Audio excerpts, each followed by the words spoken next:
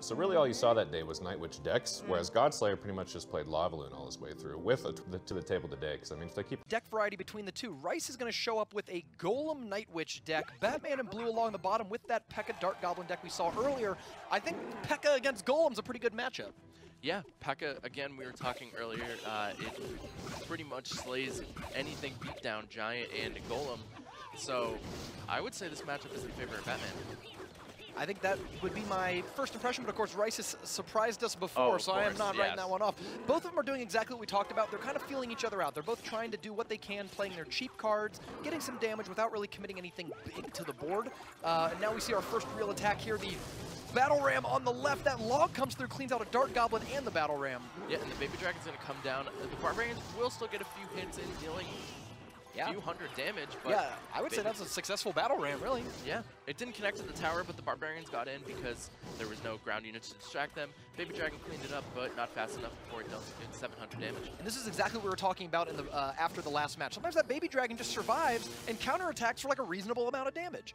Now, if I'm Batman, I think he went for that lightning there because I think at this point he can tell it's not a Three Musketeers deck. Yeah, there's been too many cards that just aren't in Three Musketeers decks like Baby Dragon and Mega Minion and stuff that he's like, all right, I bet you this is a Lavaloon deck, a Golem deck, a Giant deck, some sort of big tanky deck. So make sure that they cannot pump up because if they get 2 to 3 Elixir Collectors out, you're done.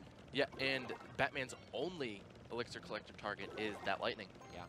Ooh, interesting play by the Skeletons. We see these Skeletons just do so much. They're so versatile for 1 Elixir. He's pulling that Mega Minion, taking it for a walk across the front yard, and ends up putting them all down. Here's where we see Dark Goblin really shine. It's really good against Night Witch. Yeah, it just picks off the bats so fast, and then if it can take down the Night Witch, then it'll just be a support unit to P.E.K.K.A., a Battle Ram, a Baby Dragon. So I think it fits very well into this deck. Yeah, we've seen just a lot of situations. Now, the log had just come out. Because the log just came out, we're seeing the Battle Ram in the other lane because he knows his one doesn't have a counter to it, and he zaps the Skeletons that were waiting, and the Battle Ram connects. What a fantastic play right there by Batman. He anticipated the Skeleton coming down, and he was ready to zap for it, but a massive counter push coming in from Rice. Rice making a little bit of a greedy play there, putting the Golem at the river. That can sometimes backfire, but he has so much of a strong counterattack already there. The bats are coming out. The log is going to pick off some, but not the Dark Goblin. And that Dark Goblin is going to sit back, chill, and take care of everything. No, I thought this P.E.K.K.A. was going to do more to stop the Golem, but dang if that Golem didn't get a good amount of damage on the tower. Batman's bottom left tower is about out half health, give or take, as the P.E.K.K.A. is nearly dead. And the Battle Ram was placed. Oh, the log comes down just to stop the Battle Ram. A lightning comes out from Batman. And this is looking pretty grim. Incredible mechanical play there. I mean, these guys are just on it. They're getting the exact counters right when they need it. P.E.K.K.A. meets the Golem, and this is, I think, a shot where Batman can really turn around. He's already got the damage lead on Rice, but right now, I mean, the Golem doesn't even make it to the tower as the P.E.K.K.A. is still at nearly full health, chopping it up. Log comes through, cleans out a lot of it. But this counter push, this could end the game. If a Battle Ram comes down, we could see a lightning zap come out from Batman to make sure that Battle Ram is going to connect to the tower. Dark Goblin getting some good damage. And Batman decides to reset. I'm surprised he's not going for the lightning because I feel like Rice's deck can't be that fast. Like, there's nothing Rice's deck can do that quickly that's going to really threaten you. So if you lightning and he just has to start putting golems in the river, like he might be all right. Yeah, and Rice doesn't have an Elixir Collector down, so I feel like Batman could outcycle Rice in this situation. And he's kind of leaving the door open now for Rice to turn this around because Rice is getting a little bit of damage in the tower. Ah, there's the lightning he's looking for. And he might, the zap's not going to do it. That's why he didn't do it. That's why Batman's so much smarter than we are, is because he did the math already and knew that he would be about 10 damage short if he decided to go for that lightning zap. Yep, the zap does 64 in tournament standard, so 64 minus 78 is not 0. That is a bad lightning right there. He got the lightning off, but I think Rice knows he is done for. Lightning comes down. Batman secures the victory. I wouldn't say very convincing. Rice almost... That was back and forth. I mean, really, I think the real downside there was, of course, Rice... the P.E.K.K.A. matches up so well against your Golem, and he didn't really have anything to take the... You gotta pick which one, and I guess you go for the one on the far side of the tower. Let's check this replay out. Yes, and this is where the zap comes down perfectly, and the Battle Ram is able to connect to the tower, and one Barbarian is swinging away at the tower and gets 3 hits in. And that's what... Okay, so we might have a deck list error here because Rice just played the Ice Golem. Of course, whatever the players play is accurate. They're fine. There's no deck building restrictions. We'll see what is actually in the deck. It looks like the other cards are accurate. Maybe it's Skeletons are out for Ice Golem or something like that. sure. Yeah, so the Executioner's going down the right-hand lane here, and that's going to shut down the Night Witch completely. The thing is, the Executioner's axe is such a wide radius that you can see it just cleans up the bats. Like, even the death bats aren't relevant because they just die on the boomerang. But Bowler matches up very well against Executioner. The Bowler has more health, does more damage, and of course knocks back the medium-sized Executioner. So you might see a pretty healthy Bowler on the counterattack. Yeah, and the Bowler took the aggro of the Baby Dragon, allowing Batman's Baby Dragon to do some pretty good damage, and it's still alive, and the bats are going to chop it away. But a Mega Minion Graveyard push going down the left-hand lane for Batman's Executioner. He uses Tornado to pull it back. It's a 3 for 3, so it's not even like a bad idea. You're spending 3 elixir to kill the Mega Minion. On Tornado, you're not falling behind there. A little bit of damage done to Rice's tower. 1998, a good year. So that Executioner is going to be rolling down that left-hand lane, full health. It will come over and take out one bat. Let's see if Rice goes in with anything else, or is he just going to let that Executioner go?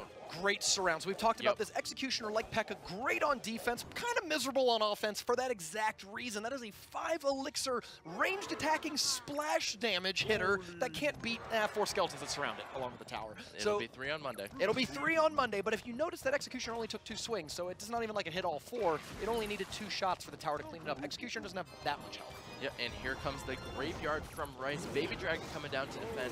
And this looks like it'll be a pretty successful defense for Batman. He's using the Tornado to pull not just the skeletons, everything. Oh, the King Tower gets activated! Oh, wow. That could be a game changer right there. Very big game changer, because now if you're new to Clash Royale, let's get you caught up. The King Tower does not shoot unless it is damaged or a tower goes down first. Because it got damaged by one of those skeletons, it now shoots its own cannon. You'll see it shooting right here on that Baby Dragon. The King Tower does a pretty significant amount of damage, and it makes it very hard for graveyards to get through, because now there are 2 towers shooting those skeletons as they spawn instead of just 1. Yeah, and this Bowler is going to clean up the Night Witch, no problem. And the Crown Towers will clean up the... Oh, 2 bats are just out of range. Where are those things placed? They're just out of range. Yeah, it's odd. I think if it's 2 tiles from the river, the right-hand tower can't shoot it. Got it. So there comes the Mega Minion. Oh, it's going to turn around. Look at that. The Executioner doesn't see him. Oh, but the Executioner is going to come through and swipe the Mega Minion, but not before the Mega Minion gets off some good damage.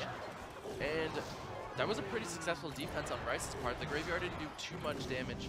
So we'll have to see if Rice can win this, even with the King Tower activated. We just see how deadly those tornadoes are. They just feel like unbeatable if you're trying to get just a normal, honest push to cross the river. I think this Poison plus Baby Dragon will finish off this Executioner and keep the counterattack from attacking. Now here's the thing, Batman's not doing anything overly impressive. None of these pushes are crushing the tower, but he's keeping up the pressure in every push. Well, oh, the take that back. Are about to this one's about to take it over. And the tower goes down in overtime. I was going to say he's building up these counterattacks that are eventually going to kind of overwhelm it, but apparently that was it. That was the one right there. Well, Rice played the Ice Golem in the opposite lane, and I don't think he had enough elixir to play that Baby Dragon to defend against. My bad. Okay. But this is the final push. It dealt so much damage by the end there. Yeah, Graveyard doing what it does best and just putting out so much damage on the tower. Even with no poison. We've seen a variety of decks. And I promised you guys that I would explain a little bit more about the scoreboard once we had some points on the board. So now, as you can see, we've got a little bit more going. This makes a little bit more sense. Rice in the lead and Batman following right behind. Something to note, there's some color coded here. This is the round robin stage, and as they move on, they'll be moving into our finals. Essentially, every time you win a match, which is these best of 3 per game, you're gonna earn a point and you're gonna get to move up the leaderboard. And if you don't win, you're probably going to move down.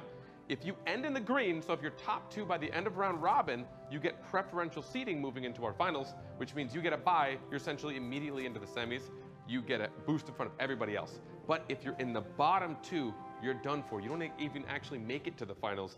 Your dreams are crushed. You're pretty much done here. And as far as the Blues concerned, they're fighting for the best seed. So obviously, as you move on to bracket further on, the higher seed you are, the more opportunity you get to play someone that's a lower seed and maybe didn't perform as well.